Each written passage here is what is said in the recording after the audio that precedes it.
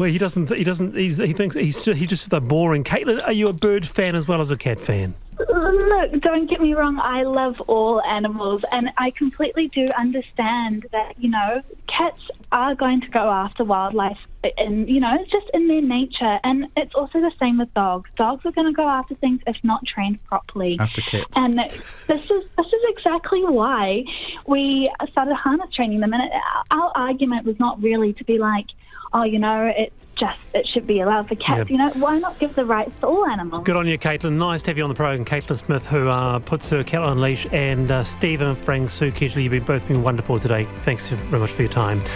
I'm Wallace Chapman. See you tomorrow, 3:45. Alexia Russell and David Cunliffe tomorrow. Lisa Owen is next with Checkpoint.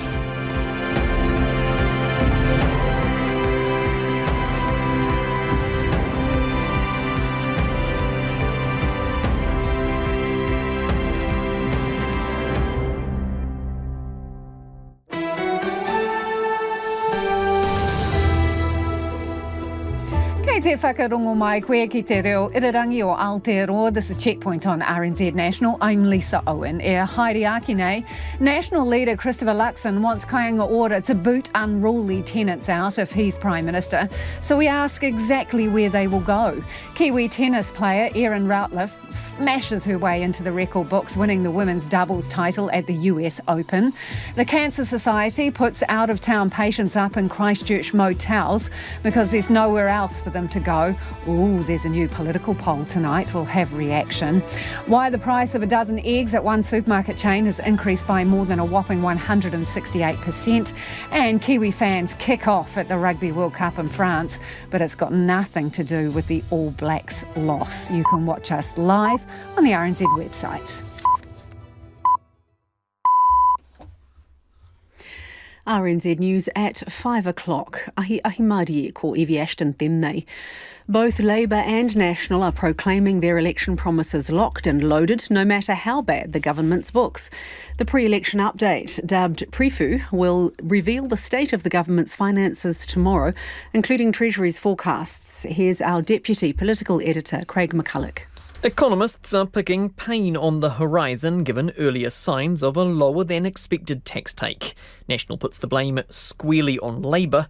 Labour points to the global slowdown. Both major parties, though, say they have taken that into account in their spending plans this election, and so are confident they can follow through on their promises. National's Nicola Willis says the party will publish a comprehensive fiscal plan before early voting starts in early October. The police are investigating how trespassers were able to make a list of Lower North Island gun owners. Officers found the handwritten note at a Wellington property last week. It details contact information for 20 firearms licence holders across several districts, all of whom hold the same type of licence. The police say some of the details are outdated and the list wasn't sourced from their records. The Firearms Safety Authority is contacting the people named and their shooting clubs. It's asking all shooting organisations to check their security settings, including those around historic records. Far-right activist and former neo-Nazi leader Kyle Chapman has been charged with unlawful possession of firearms and ammunition. The former leader of the National Front claimed on social media he was raided and arrested, and it was a miracle from God that he wasn't held in custody. He also used the post to thank anti-vax lawyer Sue Gray for having his back. The police confirmed a 52-year-old was arrested after a search was carried out at a Christchurch address on Friday. Kyle Chapman is due to reappear in the Christchurch District Court on September the 28th. Rescuers have stepped up their efforts to find survivors of the earthquake in Morocco, which is known to have killed more than 2,100 people. Some hilltop villages, many of them built of mud bricks, have been almost totally destroyed. Broken roads and rail lines are making it difficult for rescuers to get heavy equipment through. The International Red Cross and Red Crescent say it will take some time before aid agencies have a complete picture of the damage. The police aren't providing details on a homicide investigation into a death in Auckland's Te Atatū Peninsula this morning. A person died in hospital after sustaining critical injuries in an attack. Police are yet to confirm the victim's age or sex, as well as the nature of the injuries that led to their death. Auckland Councillor Shane Henderson says West Auckland is no stranger to crime. There have been some, really high-profile homicide cases and cases of serious assaults and things like that. It's not unknown to the West Auckland community, but I would say the vast majority of the places concerned are really safe and quiet and a great place to raise the kids, so that just makes these kind of incidents even more stark and even more concerning. The police say a person has been taken into custody and is helping with their investigation. Flooding on Auckland's southern motorway has blocked traffic on one lane. Waka Kotahi says the left southbound lane between Penrose Road overbridge and the southeastern highway off-ramp is blocked. It's warning commuters to expect delays. And trains on the Onehunga line are being reinstated after being suspended due to flooding. Auckland Transport says the tracks near Onehunga station were covered by water. It's warning passengers to expect delays. To sport now, and the Black Caps coach Gary Stead has revealed his squad for next month's Cricket World Cup in India. The 15-player squad includes 4 quick bowlers and 4 all-rounders. Stead says the conditions in India mean he's likely to regularly change the bowling attack during the tournament, so it's important the squad is versatile. There's real difference even between day and night games at the same venue as well, so we've certainly done a lot of homework into that, and we feel that the squad we've got gives us the best chance to mix and match at certain venues where we feel that I guess some players may be more preferred over others. The Black Caps' first World Cup game is against England on October the 5th. Novak Djokovic has beaten Daniil Medvedev in the US Open final today to win a 24th Grand Slam singles title and equal Margaret Court's record haul. Earlier, Auckland-born Erin Routliffe won the US Open women's doubles final in straight sets with Canadian partner Gabby Dabrowski. Routliffe is the first New Zealander to win a Grand Slam in 44 years. She says the relief was palpable when they sealed victory in New York. You're putting a lot on yourself in those moments. Obviously, we both haven't won a slam before, but I think we believe that we could do it. And so then when it's right there in front of you, you're kind of just oh my God, it's there. And you're trying not to think about that, but you are. I would just say it was pure joy. And the football ferns have recalled 5 players who weren't part of the FIFA Women's World Cup squad for their upcoming matches against Chile. That's the news. Rescue efforts are underway in Morocco.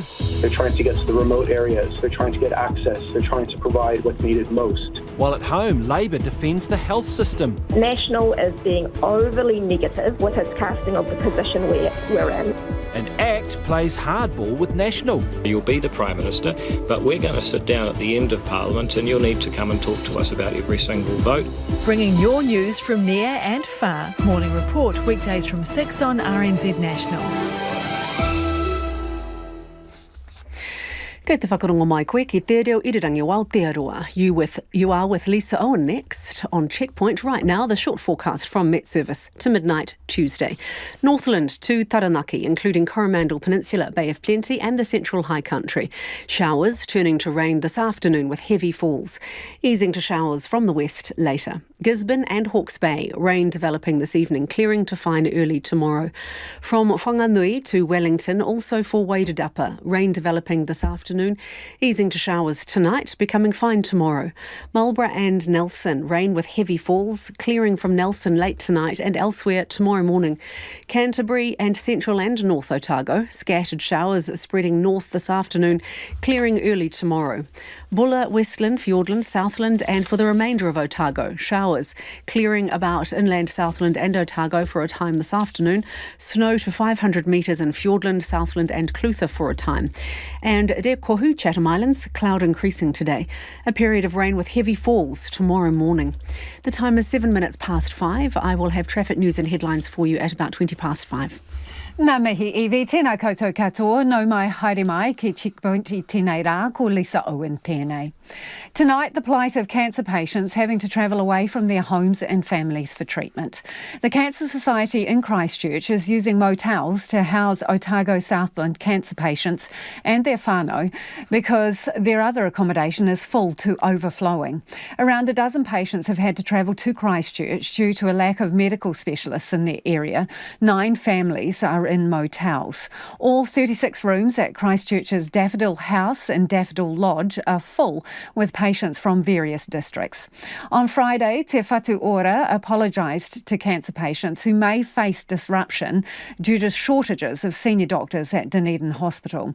The oncology unit there should have 8 specialists, but it is down to just 3, and one of those is leaving in November. And Health New Zealand says that could mean even more patients having to travel for treatment, although it can't say how many.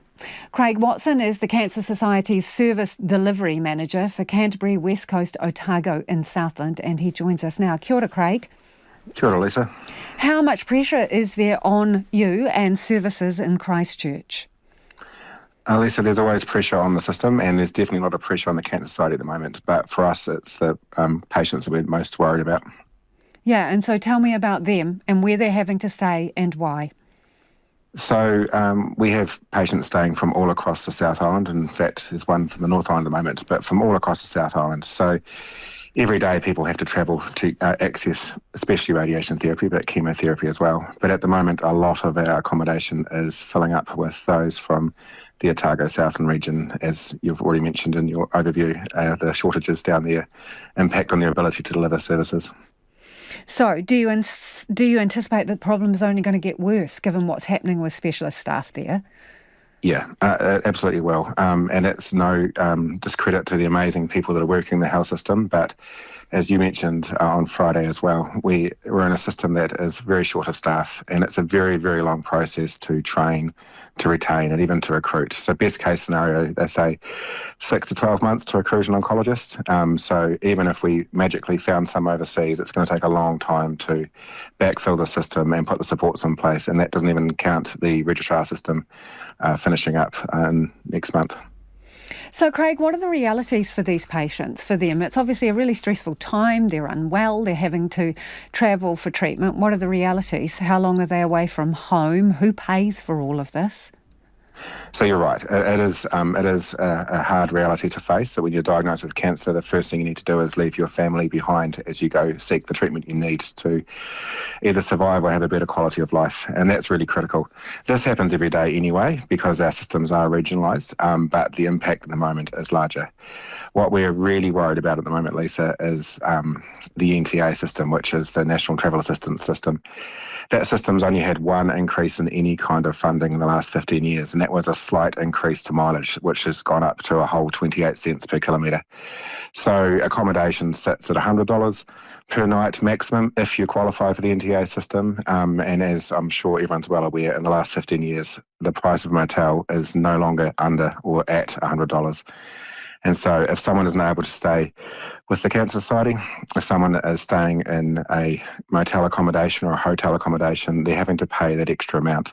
And that can add up over that, say, 5, 6 or even 7 weeks, worst case scenario, to thousands and thousands of dollars. There's also delays in that NTA system, so you might have to pay 5 or 6 weeks before you get any kind of reimbursement. So there could be families who have had to step away from their roles, their jobs, their whānau, their life, to go away to another environment, maybe in Christchurch or Dunedin or up north, and they may be $5,000, $6,000, $7,000, $8,000 in debt before they get any kind of compensation. And just to remind you again, they also don't necessarily have an income. So it's a really, really tough time.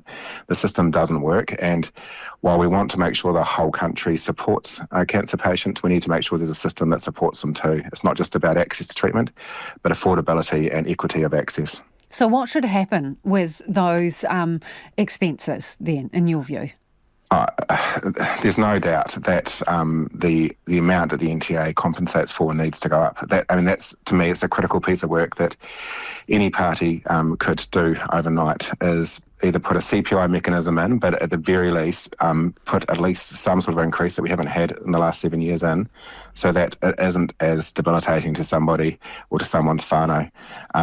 Treatment in New Zealand is meant to be free, and it's far from it. So, Craig, I know there's probably lots of things on the election wish list when it comes to cancer treatment and health, but are you appealing to parties to address this and have a policy going into the election about those costs? Absolutely. The Cancer Society put out a manifesto and it has a variety of different mechanisms in there. But to me, one of the simplest levers right now for any party to make sure that the people of New Zealand have a fair and affordable access to treatment no matter where they live is making the NTA fairer. It's broken and we need to fix it. Craig, you mentioned someone from the North Island. Is that because they can't get treatment in the North Island? They're at the back of the queue? No, I can't speak on stuff. I think most likely it's because of the type of treatment they're getting down here. Every centre does something slightly differently. And when people are having to travel because of lack of specialists in their own area, I understand people do have to travel normally, but when it's because of the situation down in Dunedin, what happens to other people in the queue and pressure on treatment? Yeah, it's that cascading effect. Nobody wants to deny anybody in New Zealand the right of access to treatment, but the reality is when people move around the country and it puts pressure on different centres, whether it be Christchurch or Wellington, who are both supporting Otago Southland at the moment, what that does is it means it's a bit harder for someone in those regions to access treatment. It's not about moving pieces around a chessboard, it's recognising that the more pressure on it, the less ability there is to meet the needs of the local populations too. Really appreciate your time, Craig. Thank you for joining us. That is Craig Watson, who's from the Cancer Society there, helping people in Christchurch who are having to travel for cancer treatment, many of them because of shortages of specialists in their area. It is 13 minutes after 5. Kia amo tonu mai. You're listening to Checkpoint on RNZ National. National's plans to evict unruly Kainga Ora tenants will just see more people living in cars and substandard lodges, according to one policy analyst. The party says there is deep community frustration with Kainga Ora's unwillingness to enforce the law and evict antisocial tenants who make their neighbours' lives a misery. And if in government, it will direct the agency to remove repeat offenders. National says it will also tighten the eligibility criteria for emergency motels so that only people genuinely in need can access a grant. Its goal is to eradicate large-scale use of motels as social housing in its first term if elected, and it plans to build more social houses in partnership with community housing providers. Child Poverty Action Group housing spokesperson Alan Johnson joins us now. Hi, Alan. Oh, hi, Lisa. So, when you kick someone out of a Kainga Ora home, where do they go? Well, that's the big question, isn't it? And I think it's one of the reasons the government has been reluctant to actually pursue a sort of get tough policy, because the reality is that all you're doing is making someone's situation worse, albeit because of their behaviour. But in particular, of course, if they've got children or dependents in their household, then making their situation worse too through no fault of their own. What do you think will happen to them if that policy is implemented? Look, I expect that they will get tougher, but I don't think they'll be as tough as perhaps saying they will be, because I think the reality of what happens to people is apparent right at the start, and maybe that will work in a way that actually discourages some people from this poor behaviour. But it's certainly the case that the government has been fairly liberal in terms of the way it doesn't evict tenants, and maybe a slightly tougher policy might change some of the behaviour, but I don't think so. I think the people who are at the core of the problems that Mr. Luxton is referring to probably have a whole lot of other problems in their lives, and this is something that's just a symptom of something else, albeit that they could behave a whole lot better towards their neighbours, and perhaps they are. And I suppose that's the problem, isn't it? Because it does affect other people. The figures being quoted is 10,000 complaints in 14 months to July 2023. Only 2 evictions. I mean, if you're living next to an unruly neighbour, it can make your life an absolute misery. It can do, and clearly often, for example, people are probably unlikely to complain because you have to get on with that neighbour after the complaint, and perhaps you're fearful of what they might do in retaliation. But I think it'd be useful to know exactly how many people those 10,000 complaints relate to, because I expect we're only seeing a small proportion of Kainga Ora tenants actually in this problem group of so-called antisocial behaviour. And when you think about the 65,000 tenants tenancies in Kainga Ora, most likely we're only talking about 1,000 or 2,000 tenants are actually causing all this trouble. And I think part of what we need to do, and I think the government's probably doing a good job at the moment, is trying to work with those tenants just to change their aberrant behaviour and getting them to behave. Well, how do you teach a person to be a good neighbour?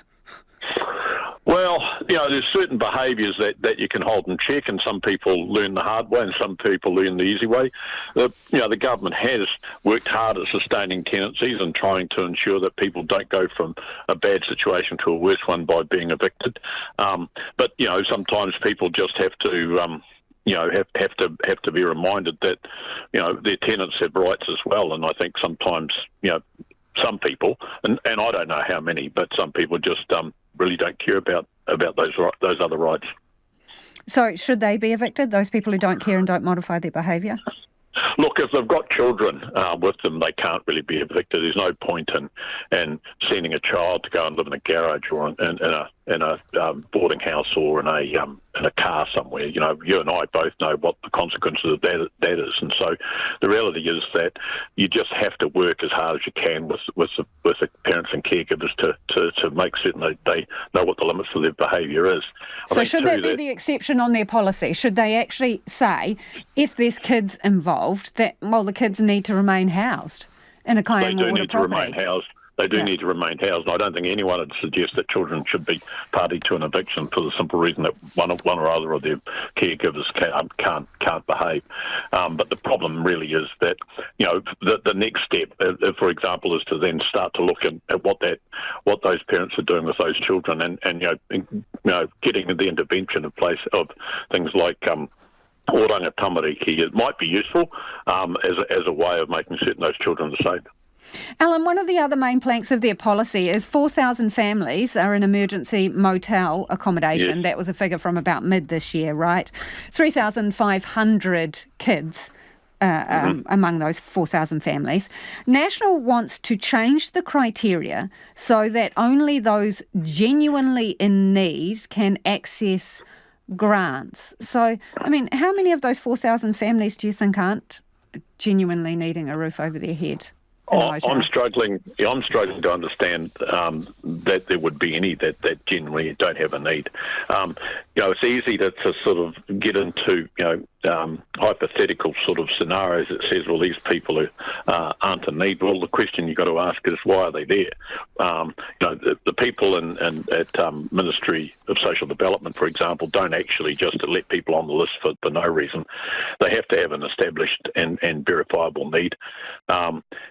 And for a lot of people, that means ultimately that they end up in this transitional housing, which is no place. If you think it's a honeymoon or a holiday, then you probably need to go and spend sort of a week or so in these places to know that they are the housing of last resort. So if people are living there, then they haven't got a lot of other choices. And so I think there's an overstatement of this idea that somehow people are gaming it and getting access to entitlements that they shouldn't have.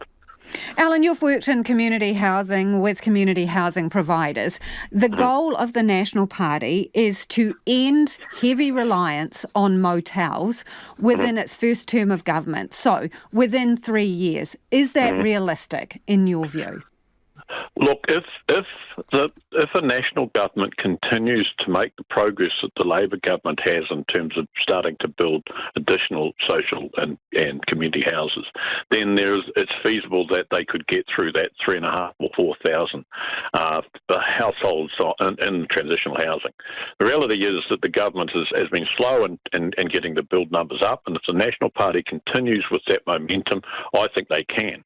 But there's a real problem, and our research identified is that the supply of affordable rental housing isn't keeping pace with the population growth. So that's the thing that's generating this demand for transitional housing, and the fact that we really are stuck with about 25,000 people on the social housing waiting list. Appreciate your time, Alan. That's Alan Johnson, who is housing spokesperson for Child Poverty Action there. 21 minutes after 5, and you're with Checkpoint on RNZ National.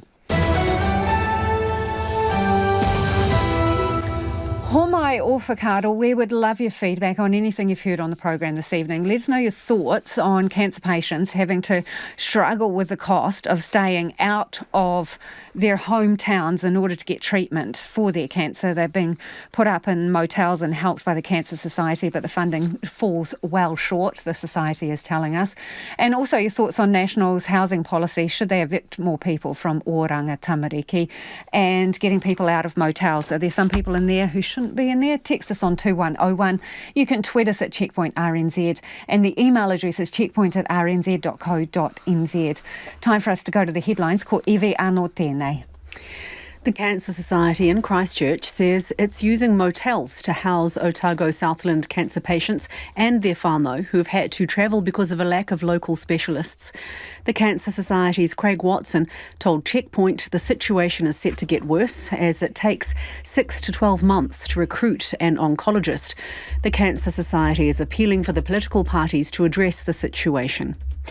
The state of the government's finances and Treasury's forecasts will be set out tomorrow when the pre-election update is published. There have already been signs of a lower than expected tax take. Labour and National say whatever the update reveals, their election promises are locked. Police have yet to give any details on a homicide investigation in West Auckland's Te Apatu Peninsula. A person died after being taken to hospital with critical injuries this morning, but police have yet to confirm their age, their sex or injuries. One person is in custody. A handwritten list of 20 Lower North Island gun owners was found at a Wellington property last week, and police are investigating how it got there. Meanwhile, the Firearms Safety Authority is contacting the people named and their clubs and asking all shooting organisations to check their security settings. And Chile and Mexico have made a joint appeal to strengthen democracy in Latin America as they mark the 50th anniversary of General Pinochet's military coup. Mexico accepted more than 3,000 Chileans after the ousting of Salvador Allende on September the 11th, 1973. Those are the headlines. Looking at traffic, flooding on Auckland's southern motorway has receded, but there may still be delays, and certainly wet conditions mean a slower drift home tonight. The left southbound lane between Penrose Road Overbridge and the Southeastern Highway off-ramp had been blocked for a time. A crash has closed State Highway 35 at Te Araroa in Gisborne between Kopua Pounamu and Whakaangiangi roads this afternoon. A strong wind warning is in place on the Desert Road. And in the south, the snow has now closed State Highway 94 in Southland between Hollyford and Westgate, and that road will stay closed overnight. Our next traffic news and headlines are at about 20 to 6. Ngā mihi, Evie. As the price of eggs continues to skyrocket, industry reps say they're still playing catch-up following a ban on cage farming, facing higher production costs and building up flock numbers. Checkpoint has been tracking the price of a dozen barn eggs at a Countdown and Pack and Save in the same suburb since May last year. A dozen Countdown branded barn eggs have shot up 78% from $5.50 to $9.80. At Pack and Save, they've increased a staggering 168%. And that's from $3.91 to $10.49. Louise Tanuth has the story. That's a sound missing from many Kiwi kitchens. At the moment, the price of an egg is hard to stomach. Checkpoint sent some reporters out to their local supermarket to check what the going rate is for a dozen barn eggs. The winning price was in Dunedin at $7.80, followed closely by Hawke's Bay at $7.90. Next was Palmerston North at $8.49. Christchurch was $9.30. Then Hamilton topped things off at a whopping $10.50. The price is a huge problem for Bread and Butter Cafe and Bakery in Grey Lynn. They go through 3,000 to 4,000 eggs a week. Owner Isabel Pash says it's getting their hands on them that's the problem. Often our regular suppliers are out of eggs, or we order 8 boxes and we get 1. Sometimes we would order free-range eggs and we would get barn eggs. When things get desperate, they use packaged egg pulp instead, keeping an emergency stash in their freezer. For some products that's okay. Brioche loaves, so egg goes into the dough. It's not so noticeable there, but for other things, absolutely you can't, like poached eggs. Since the start of the year, eggs have been in short supply. Director of the Egg Producers Federation, Michael Brooks, says things are getting better, but it takes time. Newly hatched hens can only start laying eggs after 5 months. The number of egg-laying hens in the commercial market used to be around 4.2 million in 2020, but farmers decreased the number of chicks they ordered when they couldn't get the price they wanted. Since January, there are now an extra 200,000 in the flock, and the industry is expecting another 300,000 by the end of the year. From the low point of about 3.4 million, we're at about 3.6. We'll be at 3.9 million, we believe, by the end of the year. So it is increasing bit by bit. Michael Brooks says the extra supply should decrease prices, but there are other factors at play, like the cost of grain and a weak New Zealand dollar. We don't buy grains directly from the Ukraine, but it's such an important player in the world grain market. The shortages from there have an impact on grain prices. And then, of course, in New Zealand, we've been hit by the lowering dollar against the US dollar, so that doesn't help. 10 years ago, 84% of the industry used battery cages for their hens. But a complete ban on cage farming came into effect at the end of last year, which means costs are higher for farmers. They were the cheapest form of egg, and of course now you've got more expensive production systems. There's a minimum of $1 million, some cases millions of dollars to change. You've got slightly lower production than a cage system. The high cost of eggs has some people scrambling to buy hens. Trade Me figures show there were over 51,000 searches for chickens, feeders and coops last month. When the egg shortage began in January, there were over 65,000 searches in 2 weeks. Chicken breeder at Heritage Poultry, Casey Patton, has been trying to keep up with that demand ever since. My phone rang red hot for about 3 weeks.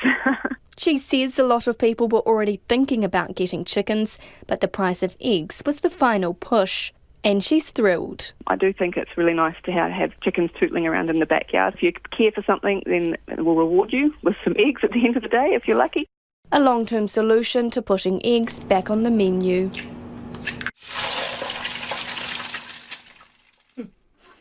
And do get in touch and let us know your reckons on the price of eggs. 2101 on text or tweet us at Checkpoint RNZ. Between the naming of the Black Cap squad for the Cricket World Cup and a piece of New Zealand tennis history, it's been a big day of sport. Sports reporter Bridget Tunnicliffe joins us now from our Wellington studio. Kia ora, Bridget. This morning, Auckland-born Erin Routliffe won the US Open women's double final. Now, how rare is that? Very rare, yeah. So the 28-year-old became the first senior New Zealand player to ever make the US Open final, let alone actually win it. So, yeah, she has made New Zealand tennis history. The last New Zealander to win a Grand Slam anywhere was Judy Challenor in the doubles at the Australian Open in 1979. So 44 years shows you how hard it is. Routliffe did it with her Canadian partner, Gabby Dabrowski. They upset the favourites, former champions Laura Siegmund and Vera Zvonareva in straight sets. The impressive thing about it is that Routliffe and her partner only got together 5 weeks ago. So this is the second tournament they've played together. So, yeah, imagine if they keep going. And so after the match, Routliffe was pretty emotional. She said she was grateful for Dabrowski for giving her a chance, and equally Dabrowski said she was grateful to the New Zealander for sharing the court with her. So it really was a fairy tale result, a mixture of relief and joy at the end. And get this, Routliffe's share of the prize money is US $350,000. As a result of this, that will surpass her entire career earnings to date. So that's pretty cool as well. Yeah, and it was pretty awesome watching her when she realised she'd won and she dropped to her knees on the court and just held her arms up. It was very cool to watch after a weekend of, well, you know, not such good results, eh, Bridget? OK, the Black Caps squad for next month's World Cup in India was named this morning. Were there any surprises there? Not particularly. We already knew that Kane Williamson was going to be named. Last week it was announced that he had recovered well enough from that ACL injury he got back in April. Remarkable recovery. He may not be available for the first couple of matches, but it's still worth him being named, and hopefully the later stages of the tournament. It's a pretty experienced squad. 2 players are going to their 4th Cricket World Cup, so that's quite remarkable. Williamson and Tim Southey. 3 players are going to their 3rd third World Cup. That includes Trent Boult. Last month, Trent Boult returned to the Black Cap squad for the first time in a year. He had opted out of the central contract, but he's been welcomed back into the fold. And frankly, Trent Boult is needed. He actually took 3 wickets on his return to the side last night or overnight. So the Black Caps are in England right now playing some games against England. He took 3 wickets. Eventually England won, but a good sign for New Zealand. There are 6 players have been selected for the tournament for the first time, including Devon Conway, Daryl Mitchell. Not really surprising. And Jimmy Neesham has also been included. Neesham all but battered New Zealand to victory in that crazy 2019 final. It brings back memories that ended in a draw. Ended in the draw. Then they had the Super over. It was all very painful. But the Black Cats' first World Cup game is against England on October the 5th. So a repeat of the final 4 years ago. So it's going to be interesting from the get-go. Thank you, Bridget. Bridget Tunnicliffe there with sport, live from our Wellington studio. It is 28 minutes away from 6. Kia amo tonu mai, you're listening to Checkpoint on RNZ National, and it's time for the business news. Ko taku hoa e Nai ko Nona Peltier, who joins in the studio here. Okay, Nona, let's start with this survey assessment. 1 in 5 employers are concerned about quiet quitting in the workplace. Now, what is it? I was trying to think about an analogy for what quiet quitting would be. But basically, it's people who do as little as possible and nothing much more. So how's that different from just laziness? No, it's a lot like laziness, but it sort of reminded me of sort of something like work to rule. You know, you come to work, you only do what's in your job description and nothing more. So these are people who just won't go the extra mile. And this was a survey that was done and it kind of follows on with another piece of information that we got, which was employers are facing a lot of extra costs because of people feeling entitled to taking those extra sick days that were given, that were legislated in 2021. So we went. Do they need them, or are they saying they're doing fake sickies? Well, is there such a thing as a fake sickie? I mean, a sickie's a sickie, right? Right, I mean, yeah. So then when you say you're sick of work, I'm not going. When you say they're taking extra days, if they're genuinely sick, then they're not sort of taking extra days. They're just sick. But there's a suggestion that some of it is not legit. You know, right, so it goes a lot with the quiet quitting. It's like, oh, look, I have 10 days I can take. Well, I'll do that. Plus, when I'm here, I don't really care. So all good. This is not good. The employers are very concerned about this and are trying to find ways to reinvigorate dissatisfied employees. But I would suggest that if you're really that dissatisfied with your job, you're so bored, why don't you just go find a new job? There's plenty around. This is going to be interesting, Nona. We'll ask people 2101, right, on text. What's the difference between quiet quitting and laziness? Is there a difference? And how are you seeing it in your workplace? I mean, what does it look like? Very interested to know, because sometimes job descriptions are subjective as well. Nona, yeah, sure. Well, I mean, I guess if you're just ticking boxes in your job, it can't be that exciting for you. Come on. Yeah, well, we'll see what people have to say.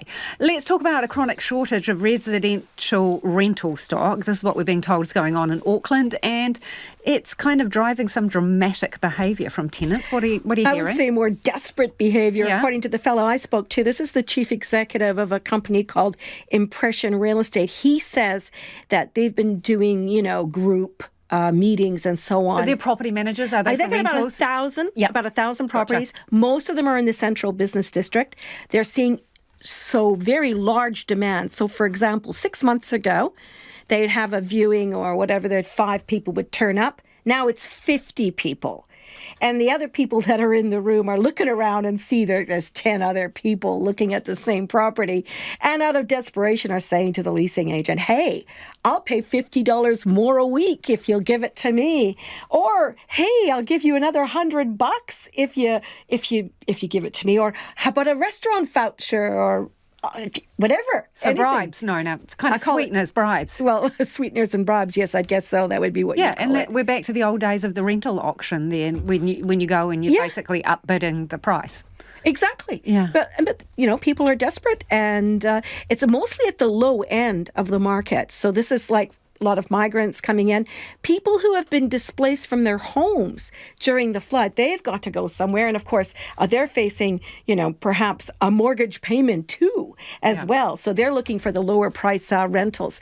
And there's this fellow I spoke to said if he could have 120 more units, he'd be better off because he'd be able to fill them right away. And the other thing he said was that rental prices have increased about 5% over the same period, and he's anticipating that is going to continue to rise because those prices are now back to the pre-COVID rentals. So rents dropped a bit when there was no one around. Now they've come back. They're even where they were before, and now there's even more pressure on rentals, and particularly in the central business district. Okay, that's the rental market. What about the other markets, Nona? Yeah, well, there you go. Top 50 index, it fell about 0.33% today. That was an 83-point drop to 11,303, and that's in line with what we're seeing in Asia. And it looks like we're going to have some inflation data this week, which puts more uncertainty in the market. Meanwhile, the New Zealand dollar, 59.3 US cents, which is a little bit better than it has been, but 92.1 Australian. I think it's stuck there. Yeah. And 47.3 pence. Right. Thank you, Nona. That's Nona Peltier with Business. Ka kite, Nona. The number of people dead in the Moroccan earthquake has soared past 2,000, with more than 2,000 others injured. Most of the damage occurred in remote villages some 70 kilometres from the capital Marrakesh, where an unknown number lie under the ruins. Meanwhile, broken roads and rail connections are hampering disaster operations, and aid workers and journalists are using that dreadful phrase associated with earthquakes, a race against time. Phil Vine from World Watch reports. High in the Atlas Ranges, the sound of loss rings through mountain villages. A lot of people can't find their parents, and a lot of people are still under the rubble. Everything went down on them, the mountains, their homes. A 6.8 magnitude earthquake, Morocco's deadliest in 60 years. It's collapsed houses, killed thousands. In the village of Tefrakt, Abu Rahman lost his wife and 3 sons. He spoke to the BBC's Nick Beak. We buried them yesterday, he says. I felt so sorry for them. When we found them, they were all huddled together. The 3 boys asleep. They all went down with the earthquake. 200 people used to live in his village, 90 of whom are confirmed dead. Many more are missing. Until heavy machinery arrives, rescuers can only use shovels and hands. Hashuma mourns her son-in-law. We pray for God to help us, and the government too, and the king. Mohammed VI has declared 3 days of national mourning. His officials say the worst-hit areas are so remote they were impossible to reach in the crucial first few hours. Médecins Sans Frontières is trying to get small teams to remote settlements when need is greatest. Its US Executive Director, Avril Benoit, spoke to CNN. The teams are typically composed of a doctor, a few senior nurses, and specialists in logistics. One team managed to reach Amis Mis, one of the worst affected towns. A local clinic's been working for 36 hours straight, a never-ending stream of wounded. They've got lacerations, you've got broken bones, you've got cranial injuries. You also know that when people are pulled out of the rubble, they may have sustained more severe injuries. For example, crush syndrome, where your limbs are basically compressed so much that it risks all the circulation. You can have infections that are deadly. Thanking her stars as New Zealand journalist Sarah Pollock, she escaped injury in Marrakesh. When the quake struck, she was on the rooftop of a 6-story hotel. I think just this overwhelming sense of lack of control, that there was just absolutely nothing that we could do, and you just kind of had to cross your fingers and pray and hope that everything was going to be okay. She'd only just returned from the Atlas Mountains, the epicentre, 75 kilometres away, now a disaster zone. Massive amounts of damage have been caused, have resulted from the earthquake, and so I just feel supremely fortunate. In the ancient city of Marrakesh, the Medina or Old Town, a UNESCO World Heritage Site, people are sheltering there, afraid to go back to their homes because of the aftershocks. Dozens of displaced families who have obviously set up homes, either because their homes have been damaged or they don't feel it's safe to return back to their homes. The UN has offered to help, but Morocco says it'll handle the disaster operation itself, inviting certain countries in who've offered emergency assistance. Here's the BBC's Anna Holligan. Those Spanish teams have arrived, teams from the Czech Republic too are on their way. The Moroccan military has been deployed. They've managed to clear some of the landslides in order for the search and rescue teams to access those remote villages. And for the families of all those missing and buried in the rubble of those villages, the hours tick by and time becomes the enemy of hope. It's 13 minutes away from 6 and you're with Checkpoint on RNZ National. Homai o whakaaro, keep your feedback coming on anything you've heard on the programme. Some of you are already getting in touch about the tennis, pointing out that Michael Venus won the French Open men's doubles in 2017 with the US partner Ryan Harrison. Yes, Bridget was talking about the last New Zealand woman to win a Grand Slam, so that was 1979. Do let us know your thoughts on anything else on the programme. Text us on 2101. You can tweet us at Checkpoint RNZ or the email address checkpoint@rnz.co.nz. Time to go to the headlines now. Anea Iwi Mina, Pita Kōrero. The director of the Egg Producers Federation says the egg shortage is easing as the industry increases the number of hens. Michael Brooks says since January there are now an extra 200,000 in the flock and the industry is expecting another 300,000 by the end of the year.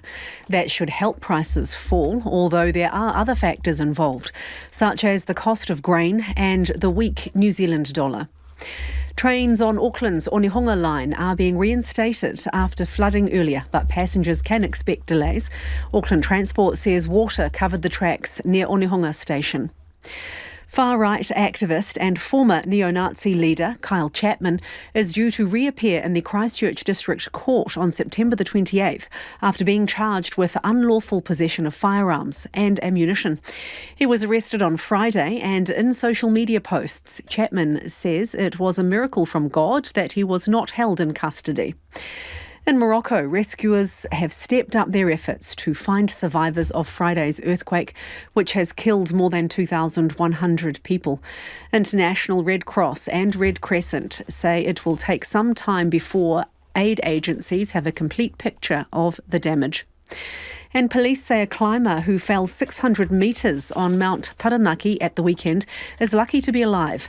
The spring weather had softened the ice and snow caught the climber. He lost his ice axe and crampons but was given replacements and helped down the maunga. Those are the headlines. Looking at traffic, flooding has caused delays on Auckland's southern motorway tonight, as well as delays on the Onehunga train line, though Waka Kotahi says flooding has receded.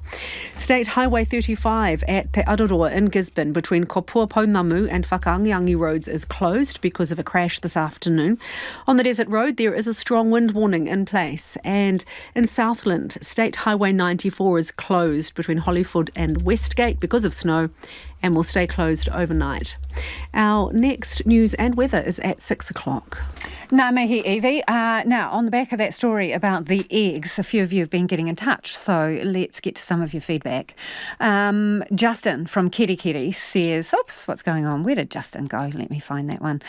Justin says, we need to remember that for many years now, eggs have been produced very cheaply with the use of battery cages at the cost of animal welfare. Chickens in those cages had a terrible life, so we could eat cheap eggs.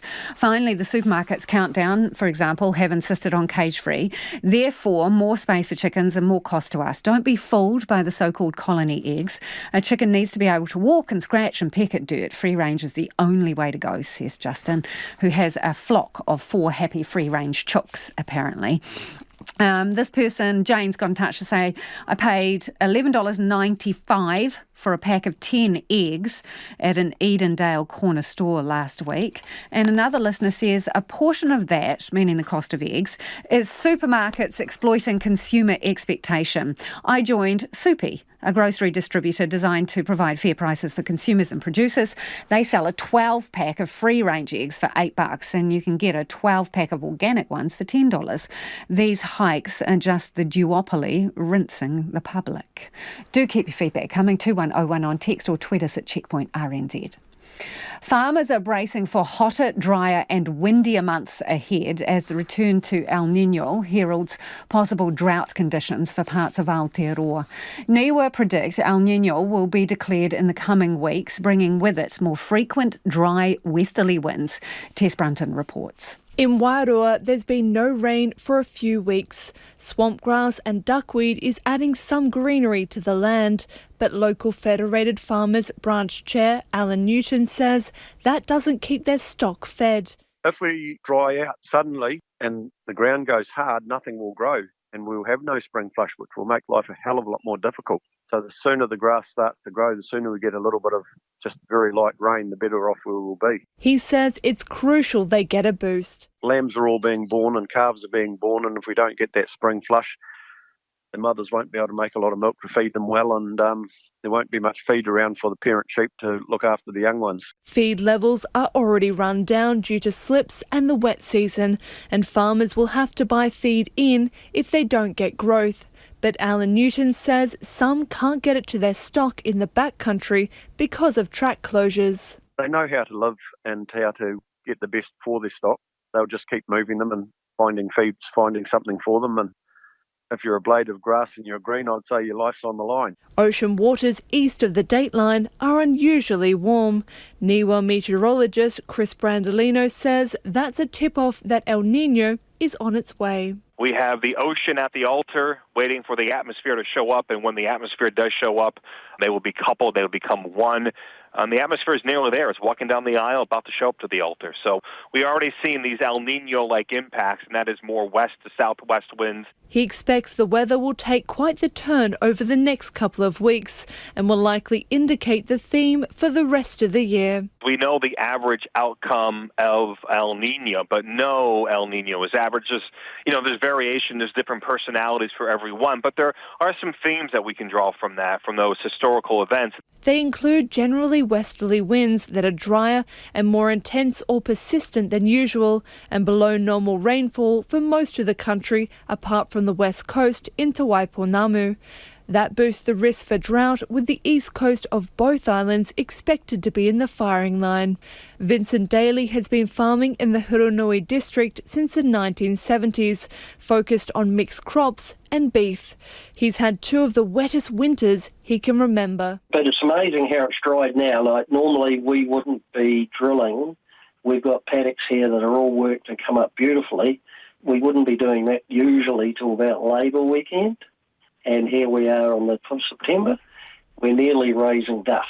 He's no stranger to drought, but for now there's a lot of growth and feed. We're more prepared now than we used to be.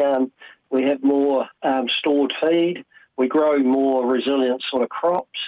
And on this property here, after we had quite dry periods in the 80s, we actually put in water storage, so we can actually do a bit of irrigation here. Vincent Daly is also the Deputy Mayor of the Hurunui district and says a lot of their water schemes are for stock, and the council has been making them more resilient by adding more pipes and reservoirs. Fire and Emergencies Acting Service Delivery Wildfire Manager Rachel Thorpe says the increased fire risk may be hard to see, but it's coming. Probably quite hard for people to see at the moment with the rain and the flood events that we've had over the last season, but definitely predicting hotter, drier temperatures, a bit windier than normal than it has been over the last few seasons. Rachel Thorpe says people can prepare by clearing gutters and vegetation, improving property access, making sure they have a plan of action, and planting less flammable species. It is 10 minutes away from 6. Kia amo tunu mai. Do stay with us. You're listening to Checkpoint on RNZ National. Rugby fans in France for the World Cup are contending with massive crowds, packed trains and severe heat. Attendees are being told to bring their own water bottles after stadiums ran out of food and drink in the 36-degree heat. Felix Walton has more. The commentary in his story is courtesy of Sky Sport. Referee blows the whistle. First blood at the 10th World Cup goes to the host nation France, and they've beaten the All Blacks. The All Blacks' loss wasn't the only disappointment at the Rugby World Cup's opening match in Paris. Kiwi fans took to social media to complain about the scorching temperatures and lack of drinks. What a tough night. Poor All Blacks result, insane heat, and no chance of getting a cold drink or beer. Result aside, a lowly World Cup experience.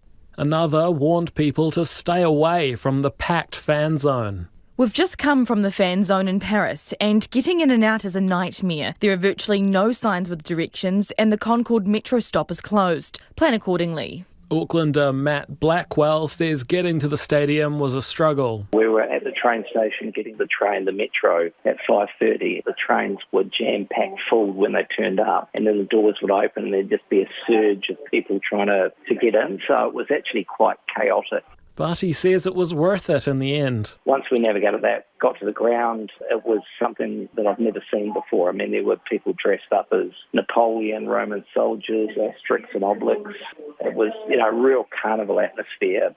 RNZ's Jamie Tahana, who's in France, says the situation was worse in Marseille, where thousands of fans missed the kickoff of Sunday's match between England and Argentina. The queues were so bad that thousands missed out on the start of the game, and many complaining about drinks running out, not enough entrances. There were only 2 in Marseille. There it seems to have been so bad that World Rugby put out a statement conceding that things hadn't gone smoothly so far.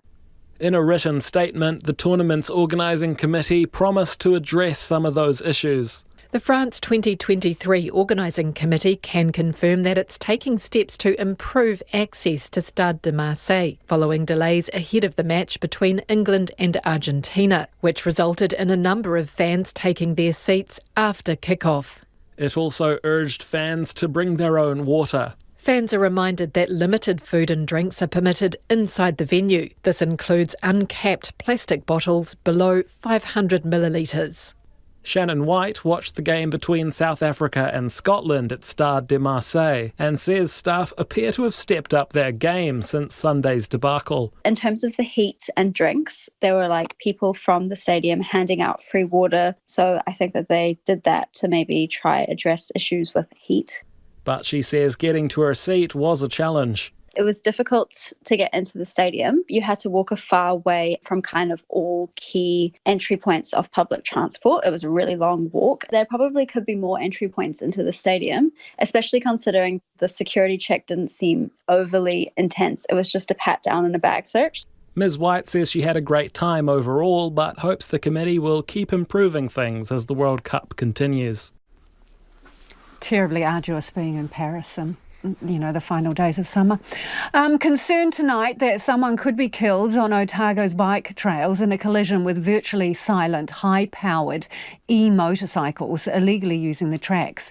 Electric bicycles up to 300 watts are allowed on the trails, but electric motorbikes are banned. They can reach speeds of up to 100 k's an hour and rip up the trails, causing costly damage.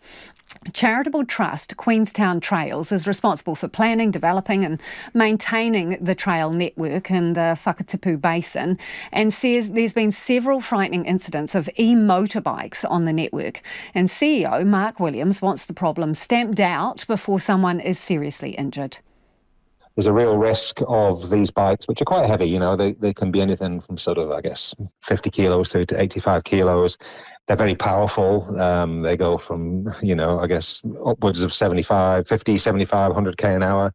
And they're silent. They're really quiet. So they're surprising people on the trails. And I've just got the concern that there's been a few incidents lately where people have been caught on them on the trail network. And certainly we're seeing evidence from elsewhere around the country and in Australia, for that matter, that people are getting involved in collisions. So In terms of recent behaviour, are you seeing an increase of people using these motorbikes, electric motorbikes, on what are bike tracks? Yeah, and I think it's a natural progression. We're seeing e-cars, e-motocross bikes are now becoming something that's more mainstream, and there's more evidence that the numbers that are being imported into New Zealand are on the increase. So more people are using them, and I think unfortunately what's happened in this case is that because they're e-motorbikes, people are trying to sort of consider them e-bikes and therefore think that they're permitted on the local walking and cycling trails, which of course isn't the case. Can you clarify the difference for listeners who are not familiar? What is the difference between an electric motorbike and an electric bicycle? What differentiates them? Okay, so this is where Waka Kotahi come in, the New Zealand Transport Agency, and they've confirmed that any bike with a motor larger than 300 watts, so that's the first point. If it's larger than 300 watts, it's not allowed on the trail network. But also it has to be propelled by muscular action. So e-bikes are what they call pedal assist. So you have to pedal them, and the motor is there just to give you a little bit of extra support and a little bit of extra momentum. An e-motorbike is obviously much more powerful than 300 watts, but doesn't require any pedaling. It's powered by a throttle, just like you would on a normal motorbike. So you jump on the bike, you turn that throttle, and the thing will take off. Is the problem here ignorance of the rules, or the feeling that the rules do not apply to them? I think it's probably a bit of both. My gut feel is here that people are almost sort of using the fact that it's an e-motorbike as an excuse to be able to ride it wherever they want, because e-bikes are allowed in most places. So there's a bit of that. I don't think it's the bike community. I think it's potentially a new group of users that are coming in and suddenly thinking that because they've got this e-bike, they can now go and use it wherever they like. And we've got to be really clear here that if it's an e-motorbike, no, it's a significant risk to the health and safety of other legitimate trail users. And I think that's what we're trying to get the word out in the moment, is preventing this from happening. What are the legal consequences if they get caught? I guess there are a number of consequences, but certainly it is something that the Reserve Act could sort of get involved in, and you could end up with on-the-spot fines or prosecution. But obviously, that's something that would happen at some stage down the line. We're really keen to make sure that we just get the message out there in the first instance that, look, this isn't something that's appropriate, and also. It's something that nobody wants to see people injured on the trail, and certainly trail users themselves don't want to be injured, but I'm pretty sure that the riders of these e-motorbikes wouldn't want that on their conscience either, Mark, how close have the calls been here?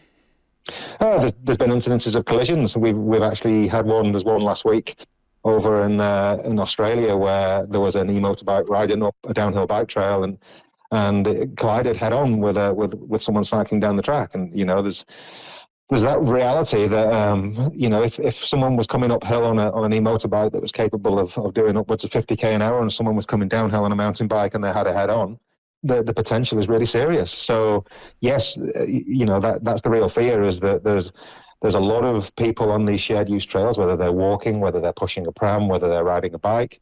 If they encounter an e-motorbike, it could do some serious damage. And the other thing is, the e-motorbike makes no noise. It's actually really quiet, so you don't get any warning. So if you come around a blind corner and there's someone coming at you upwards of 50k an hour, that's a real problem. So what are you doing? Are you asking people to report these incidents? Yeah, I think that's the message we're trying to get out, is that, look, nobody wants to sort of say, hey, don't ride e-motorbikes. There are plenty of appropriate places to use them than their existing motocross parks, their private land, but please, not on the public trail network. It's really important that all trail users, if they do encounter an e-moto, to report it as quickly as possible, so that we can get the message out and we can make these riders understand that it's not appropriate, and really, nobody's going to want to see anybody hurt on the trails. And that's Mark Williams from Queenstown Trails. RNZ News at 6 o'clock. Paul Mārie, ko iwi Ashton tēnei. The Cancer Society in Christchurch is having to house patients in motels with its own accommodation overflowing. Cancer patients from Otago and Southland are being sent to Christchurch due to a shortage of senior doctors at Dunedin Hospital. The oncology unit there should have 8 specialists, but it's down to just 3. The Society's service delivery manager for Canterbury, West Coast, Otago and Southland says 9 patients from the lower south are in motels. Craig Watson told Checkpoint he doesn't imagine the pressure will ease anytime soon. We're in a system that is very short of staff, and it's a very, very long process to train, to retain and even to recruit. So best case scenario, they say 6 to 12 months to recruit an oncologist. So even if we magically found some overseas, it's going to take a long time to backfill the system and put the supports in place, and that doesn't even count the registrar system. A BNZ economist says the government's books are deteriorating at an accelerating rate. The pre-election economic and fiscal update, also known as PREFU, takes place tomorrow. Bank of New Zealand economist and head of research, Stephen Topless, is predicting the projected surplus will be pushed out by at least another year. The overall shape of the government's books is deteriorating and deteriorating at an accelerating rate. And they just can't allow that to continue. Stephen Topless says the government will need to spend less money. A welfare group says it's struggling to understand why the National Party thinks those applying to live in emergency accommodation would lie about their situation. The party plans to evict unruly Kainga Ora tenants and will tighten the eligibility criteria for emergency motels. But Child Poverty Action Group housing spokesperson Ellen Johnson told Checkpoint everyone in transitional housing is in need. If you think it's a honeymoon or a holiday, then you probably need to go and spend sort of a week or so in these places to know that the housing of last resort. So if people are living there, then they haven't got a lot of other choices. And so I think there's an overstatement of this idea that somehow people are gaming it and getting access to entitlements that they shouldn't have. About 4,000 families stay in emergency accommodation and just under 25,000 people are on the social housing waiting list. International efforts to aid the recovery of the earthquake in Morocco have begun to increase in pace. Some hilltop villages, many of them built of mud bricks, have been almost totally destroyed. Caroline Holtz from the International Red Cross and Red Crescent says it will take a while to get the complete picture. It's extremely complex, and I don't think that we can underestimate that. We're not quite clear of the full extent of the needs right now because many of those villages still haven't been reached. As we know, during an earthquake, road networks are disturbed, the road itself is damaged. There is a need to bring in heavy machinery to really start to clear those routes and those paths so that we can access those most affected up high in the Atlas Mountains and really understand the true extent of this. So far, more than 2,100 people are confirmed to have died. The Health and Disability Commissioner is calling for changes at Whangarei Hospital after a medication error led to a patient's death. The Northland woman, who was in her 80s, was admitted to hospital in 2020 after earlier surgery. Peter de Graaf reports. The woman had a well-documented severe penicillin allergy, but, despite that, was given a penicillin-based antibiotic when she was moved to another ward. The Commissioner says 3 clinical staff failed to act with reasonable care and skill, while the Northland DHB, now Te Whatu Ora Te Taitaukarau, failed to follow procedures. Morag McDowell says inadequate staffing and an inconsistent handover process also played a part in the error. She's calling on Te Whatu Ora's national office to work with Northland health authorities to bring in electronic prescribing to help prevent future medication errors. A Wairoa farmer says the return of El Niño may mean he won't have enough growth to feed his stock. NIWA predicts El Niño will be declared in the coming weeks, bringing with it more frequent, dry, westerly winds. The eastern part of both islands could start to dry out quite quickly, with less rain expected than normal. Wairoa Federated Farmers Branch Chair Alan Newton says feed levels are already run down due to slips and the wet season. He says farmers will need to rely on buying feed if there isn't enough growth. The Egg Producers Federation says the egg shortage is improving as the industry increases the size of the national flock. The number of egg-laying hens in the commercial market was about 4.2 million in 2020, but farmers reduced the number of chicks they ordered when they couldn't get the price they wanted. Federation Director Michael Brooks says there's been an extra 200,000 hens since January, and the industry is expecting another 300,000 by the end of the year. From the low point of about 3.4 million, we're at about 3.6.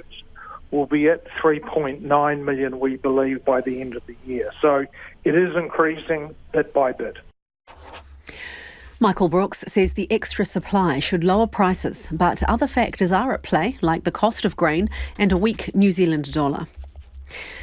And All Blacks fans in France for the Rugby World Cup are facing massive crowds, packed trains and 36-degree temperatures.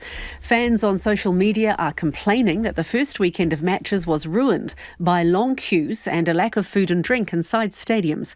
Aucklander Matt Blackwell says the train he took to the opening match in Paris was overflowing with passengers. We were at the train station getting the metro, at 5:30. The trains were jam-packed full when they turned up, and then the doors would open and there'd just be a surge of people trying to get in, so it was actually quite chaotic.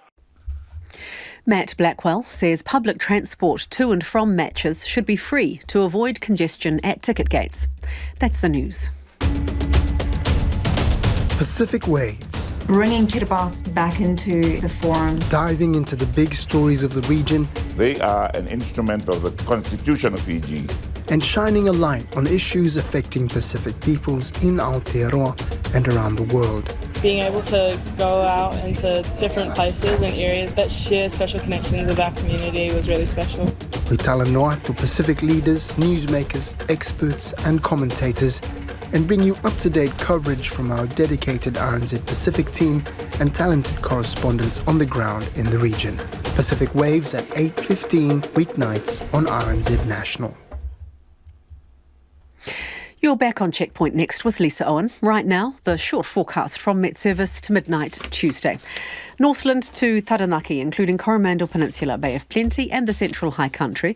Showers turning to rain this afternoon with heavy falls, easing to showers from the west later. Gisborne and Hawke's Bay, rain developing this evening, clearing to fine early tomorrow. Whanganui to Wellington, also for Wairarapa. Rain developing this afternoon, easing to showers tonight, becoming fine tomorrow. Marlborough and Nelson, rain with heavy falls, clearing from Nelson late tonight and elsewhere tomorrow morning. Canterbury and Central as well as North Otago, scattered showers spreading north this afternoon, clearing early tomorrow. Bulla, Westland, Fiordland, Southland and for the remainder of Otago. Showers clearing about inland Southland and Otago for a time this afternoon. Snow down to 500 metres in Fiordland, Southland and Clutha for a time. And for Te Kohu, Chatham Islands, cloud increasing today. A period of rain with heavy falls tomorrow morning. The time is 8 minutes past 6. I will have news headlines for you at 6:30. Ngā mihi, Evie, no mai, hoki mai. This is Checkpoint, ko Lisa Owen tēnei. Just a few days into the election campaign, News Hub's latest News Hub Reid Research poll shows Labour has plunged to its lowest level since Andrew Little was the leader. National and ACT are on track to govern comfortably. Labour's dropped a whopping 5 points to 26.8% since News Hub's last poll in early August. National's popularity is up 4.3% to 40%. As for the minor parties, the Greens are on 12.3%, up 2.7%, but ACT has dropped 2% to 10.1%. As for preferred Prime Minister, it's no longer Chris Hipkins, but both Christopher Luxon and Chris Hipkins are tied on 22.5%. Well, joining us now, I believe, is our political editor, Jane Patterson. That's right, you believe correct. Good evening. Wow. This is pretty staggering numbers. They're dropping into resignation territory, aren't they, with Chris Hipkins? It's too late, I think, for resignation. We're in the campaign. They just have to grin and bear it and push on through the rest of the campaign. And really, there's no one realistically that could step in, for example, and do a Jacinda Ardern in 2017. The poll has really taken in, the campaigns. Both parties had big campaign launches and I think fired probably their biggest policy shots. Of course, from Labour we saw the free dental from under 30s, the GST for fruit and vegetables, a crime announcement, and then of course National unveiled its tax plan, and there's been a lot of debate about the details of it and whether it's affordable, whether it's doable. It sounds like voters are responding to the offering in terms of that tax cut and not necessarily worrying too much about those other details. This feels like the electorate has decided that it's time to give National a chance at government. That is a big drop for Labour and a comparable pickup for National on the other side, hitting the 40s. It is interesting. You mentioned the policy rollout, right? So dental, I'm not quite sure of the dates of polling, but Labour's dental policy presumably was during this time, and National's back pocket boost. You did raise the issue of debate over the calculations for that tax policy, but it would seem people don't care. They may care, but they may, when they look at their own situations, just think actually that's something that can help me. Alongside that actual tax cut are the childcare subsidies as well. Labour has its own plan and some people do better, some people don't. But I just think while there haven't been any great scandals for Labour, they have obviously, as I said, the confidence seemed to have dropped. I still think all of those ministerial scandals and just the general cost of living and just the tough lives many people are living at the moment, I do think is probably favouring National in terms of offering a different approach. The economy is a massive issue here and there's been a lot of debate, and as I said, the signal is that the electorate is trusting National on this poll to say, okay, well, you give it a go and see if you can do any better. The other thing is looking at ACT, right? So they've been going very strongly. This is probably one of the few polls who has them down to 2%. And you, interestingly, spoke to David Seymour over the weekend, and he was floating this idea that he would have a confidence agreement with the National Party only if that's what was required. Does he have the bargaining chips? So this is really interesting, and I think the other element too is maybe a tussle between ACT and New Zealand First, a bit of a battle for votes in that area as well, that New Zealand First, while not necessarily reflected strongly in this poll, I do think there's potential for ACT to lose some votes there. But the other dynamic is when voters are looking at what that government might look like, when they're looking at National and ACT, if they have made up their mind that that is the way they want to go, then people might be thinking about the balance of power. How strong do they want National to be? How much influence do they want ACT to have? And yes, David Seymour was talking about a governing arrangement. He did say that a full, confidence in supply or coalition, would be the preference. That's what ACT wants. He said that if they were in a situation where National didn't fully share power, then that is an option. But I do think at this stage it's more of a negotiating tactic. But it speaks to the challenge for National, and this will alleviate the pressure on them somewhat, because they needed to get up into the 40s. They needed to take a much more solid position in terms of being able to dictate and really say what kind of government they want to be, and not have ACT with too much influence. But if you've only got two parties as well, then if ACT is the only option, then of course they still have a lot of leverage. The interesting dynamic would be if New Zealand First came through and National does have that other option that lessens ACT's leverage. But as you can see with those sorts of propositions and that kind of talk going on now, definitely all of those sides are starting to warily look at each other and about how it actually might work. Bittersweet for the Greens, right? They're up 2.7% with a strong showing at 12.3%, but no pathway to government. That's right, and I think some of that Labour vote will have bled off to the Greens as well. And actually, this election's interesting in terms of, Nationals had a strong result, but through the year we've really seen those smaller parties or medium-sized parties really grow their support.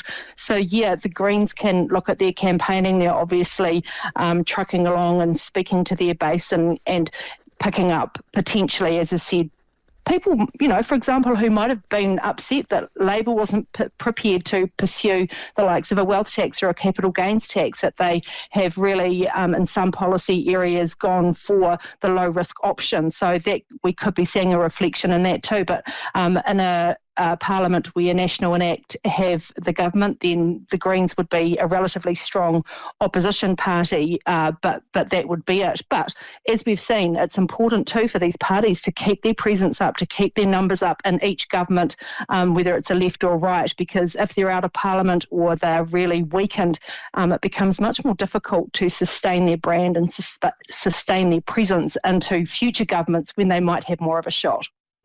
The other issue, I suppose, is the saving grace for Chris Hipkins was his own personal popularity, arguably. And now we have a situation in this poll for the first time where Christopher Luxon and Chris Hipkins are tied in those stakes at 22.5%. Where does that leave Chris Hipkins? Well, even those ratings aren't high if you look at some of the ratings from Jacinda Ardern and John Key. So they're both relatively low, but Christopher Luxon, I'm sure, will be happy creeping up and actually, even now with Chris Hipkins in the last couple of polls.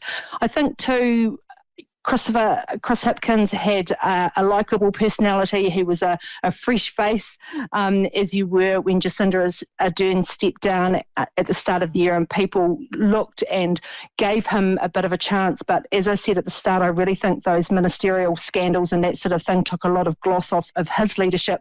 A lot of what you hear out there is he's a nice guy and we feel a bit sorry for him, but that's not going to make you Prime Minister. So I do think he's had a bit of a rough run in that sense, but just no time now to turn it around. I think it's, we've still got a campaign to go, but this is a devastating result for Labour, and as we see, it can have an impact on the electorate as well when they're starting to make the decisions, if they're starting to see how the votes are landing. Thanks for that analysis, Jane. That is Jane Patterson, RNZ political editor there. A pathway into work in Canterbury's health system for Māori and Pacifica has been so successful, whānau and friends of participants are signing up to new intakes. Whakamana Whānau aims to get people into non-clinical roles in the health workforce to give them some on-the-job training before progressing into clinical roles. Reporter Neva Chittick and visual journalist Nate McKinnon have the story. Mahora Tuki wasn't sure what she wanted to do when she finished high school last year. I thought I wanted to try tourism, I wanted to try lots of other stuff, but I didn't really think about healthcare. I thought it was quite hard. I didn't have any family members in it, so didn't know much about it, didn't really think I could. Then a career advisor suggested Te Whatu Ora Waitaha's Whakamana Whānau program. Mahora gave it a go, starting off in a midwifery unit before switching to become a radiographic assistant. I've noticed that I've become more extroverted, and especially with the Whakamana Whānau backing me up, I've become a bit more confident knowing that there's some support behind me, so I can, talk to them and get their support in helping me. She now has her sights set on a Bachelor of Medical Imaging. Without the program, Tara Saul says she wouldn't have finished her studies to become an enrolled nurse. There was times where I'm like, I can't finish my studies, I can't do this. There were a lot of barriers because I've got dyslexia, but I keep fighting, I keep pushing through, and with support from my whānau and my classmates and everyone, I did it. This week she starts her first shift on a Burwood hospital ward. Her experience, like others, has sparked interest from whānau and friends. My brother is an orderly at Christchurch Hospital, which he started in this year's program, and he's loving it. He talks about it every day.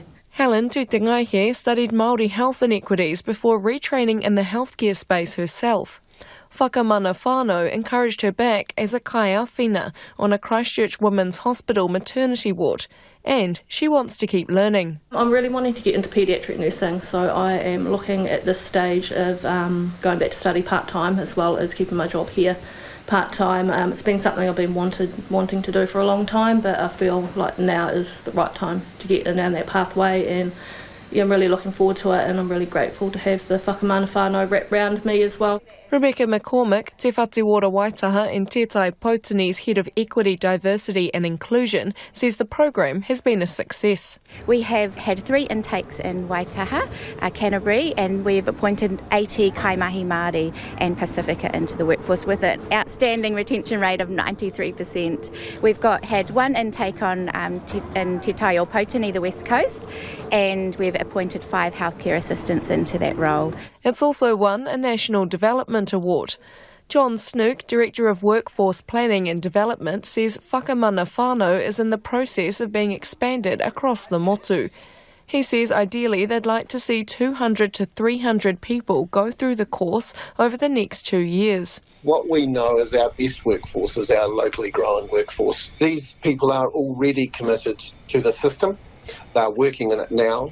And we're committed to them, and this is a way we can work in partnership to grow them, their expertise. Te Whatu Ora Waitaha's Chief People Officer, Joe Domigan, says it has big benefits for patients too. Our patients will get a better service from our hospitals if they're well represented here. So it's really important for us that our kaimahi, our staff, match the patients that are within our services. So at the moment we know we've got about 12% Māori in Canterbury, and we've got about 5% of our workforce identify as Māori. So we've got some ways to close the gap so that we better match the populations. The next intake begins on the West Coast this week.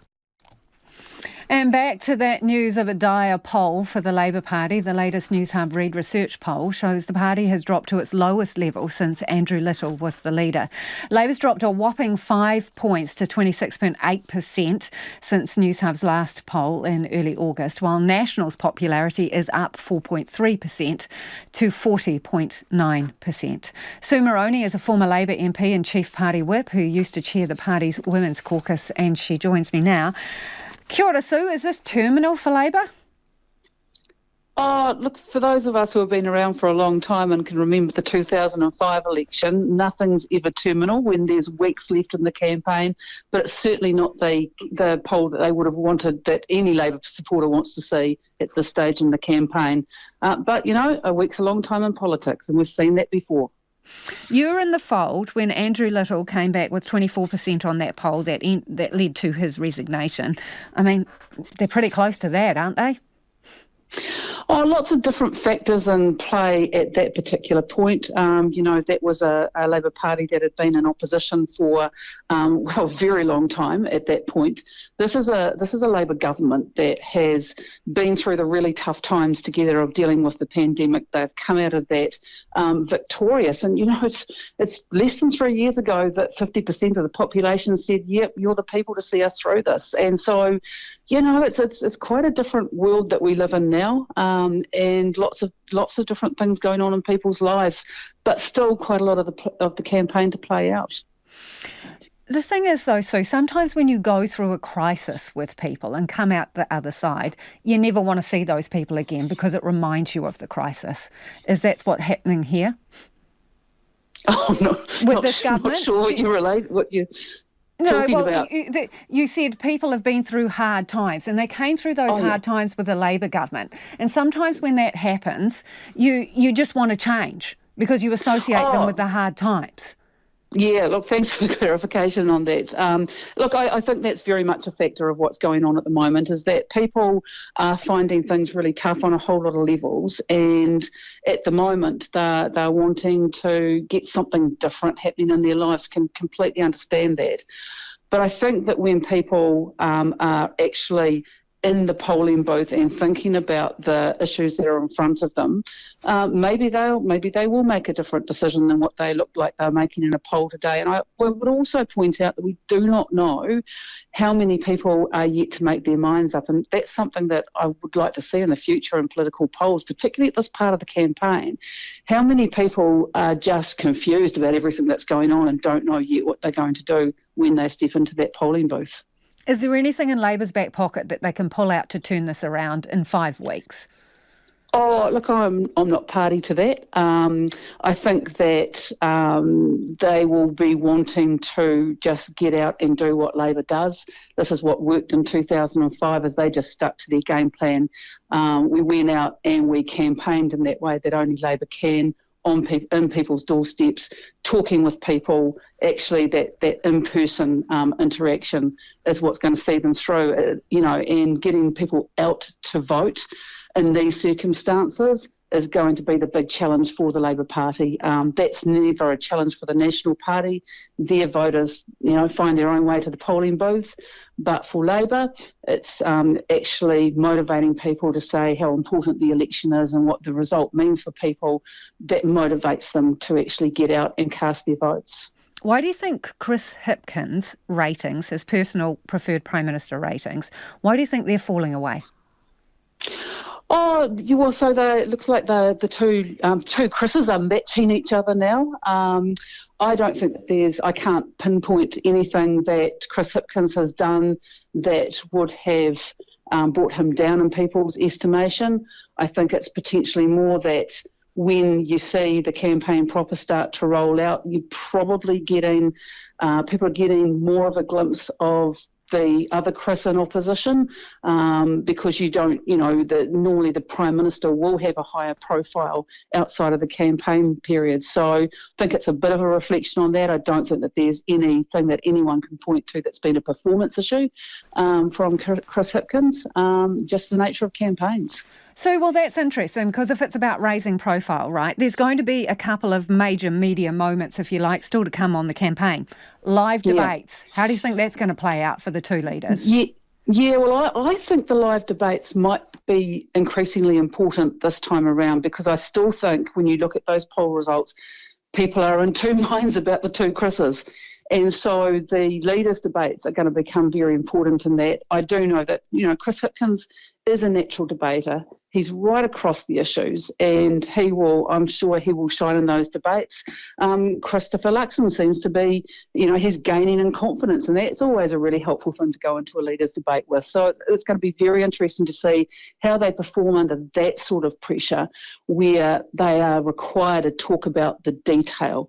And, we already know that there's quite a lot of scrutiny over national over the detail. There sure is. So, Hey, thank you so much for that. That is Sue Moroney, the former Labor MP there. It is 26 minutes after 6 and you're with Checkpoint on RNZ National. Thousands of Moroccans are spending a third night on the streets after Friday's devastating earthquake. Many people are too frightened to sleep inside, fearing their homes could collapse at any moment. Just over 2,000 people have died so far, but that number is likely to rise. The ABC's Alison Horn reports. A small group of rescue workers pick their way through piles of rubble in the small village of Moulay Ibrahim. They're standing outside a destroyed hotel. The owner, Hassan Atsai, says multiple guests are trapped and possibly dead. 3 people. They are still missing and we haven't been able to get them out. A man in a grey and white jumper paces back and forward. His mother is one of those trapped. But the hotel is buried under other collapsed buildings. And Hassan Atsai says rescue workers told him there's no way in. They told me they're going to bring dogs. Dozens of bodies have been pulled from the rubble in this small tourist village alone. But there are miraculous stories of escape and survival. Naima Tortit jumped from her 3rd-storey rooftop as the walls of her house came crumbling down. It's very dangerous for me. Everything is collapsed. There is nothing left. Many of the homes that are still standing are so badly damaged they're uninhabitable. On the side of the road, families are constructing makeshift shelters made of bamboo and tarpaulin. This is how thousands of people will now live, including Bel Abbas Abrahim and his 3 children, who have nothing left, just the clothes on their backs. We're waiting for help from the gods, not from humans, because we haven't had any help so far. People across the high Atlas Mountains are in desperate need of food and water. There is no electricity or sanitation. Morocco's King Mohammed has convened an emergency meeting to coordinate the aid effort. But so far, the country has only made limited requests for international help. United Nations spokesperson Stefan Dujarric says the international community is ready to answer the call. The immediate needs are obviously search and rescue. And then there's the whole rebuilding, the issue of housing people. You know, their houses have been destroyed. How do you deal with water system? How do you deal with schools, health systems? But the next 24 hours will be crucial. Experts say after 3 days, the chance of surviving under the rubble drops off considerably. So for rescuers combing through the wreckage, every minute counts. That's us for tonight. Catch you tomorrow. Don't forget to tune in to First Up 5 a.m. RNZ News headlines at 6:30. Good evening. Paul Marie ko Evie Ashton tēnei. Support for the Labour Party has fallen 5.5 points to 26.8%. According to the latest News Hub Reid research poll, National is up 4.3 points on 40.9%, giving the party a comfortable governing majority with ACT.